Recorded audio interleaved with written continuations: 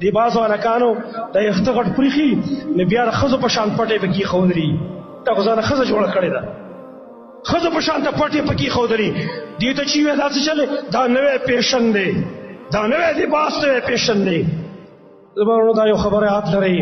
دا پیشنونه میشنونه دي دا ساده لباس دی بل اوس یو ځای کې ناست یو ملګري خبره وکړه دا ساده لباس دی د هر ټیم کې چلیږي او دا کوم چې بدلیږي را بدلیږي که نه نن به یو لباس اغوندي بل ورځ به بل لباس اغوندي د تنګو پیسو لباس دا رواج کله راشي هلکانو جنکۍ پیسې تنګې کي بیا څه وخت چلیږي هغه ختم شي د کولاو پیسو د هغې دغه راشي رواج راشي هغه کپړې ضایع کړي او کوم چې د درمیانۍ هر ټیم کې چلیږي نو دا کس جنت ته نشي داخېدلی نوجوانانو ځان نه سړي جوړ کړئ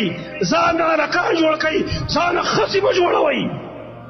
پکار دار چې ستاسو دا پیسې په دې نیمه پنډۍ باندې وي چې سم نوجوان ښکاره کېږي سم یو مجاهد ښکاره کېږي